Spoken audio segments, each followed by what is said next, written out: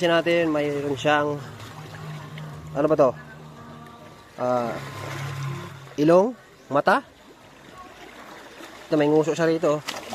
May nguso, tingnan mo. Ito yung nguso niya. Yung maigi. Tingnan mo gaano kaganda yung bato na to. Sipin nyo, may mata rito, tapos ito parang may sungay-sungay. Ito naman yung pinakabandang liig. Tingnan natin dito. Ito yung pinakapaa. Pinakapaa yan. Tapos ito yung kabilang paa. So wala lang siyang buntot. Ay ito, meron. Ito. Ito yung pinakabuntot niya. Yan, pinakalikod. Ito. Titingnan natin ngayon. Abante lang tayo dito kung saan kami naliligo. Naalala ko lang to kasi ito, pauwi na nga kami, kaya lang napansin ko ulit yung bato na yan. Abante lang tayo dito konti. Dito tayo.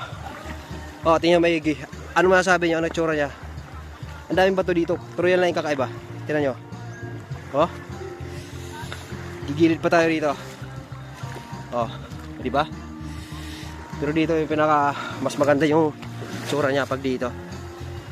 Sabi ko sa'yo, ito yung pinaka ilong, may bibig siya rito. Tingnan nyo, bibig.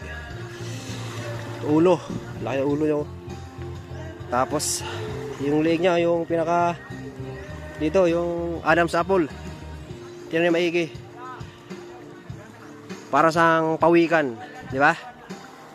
Lalayo-layo pa tayo ng kaunti. Balik tayo dito para makita. Ayan. Kitang-kita na yan. Parang pawikan. Ito yung ulo niya, di ba? Kita niya. Sa mga mahilig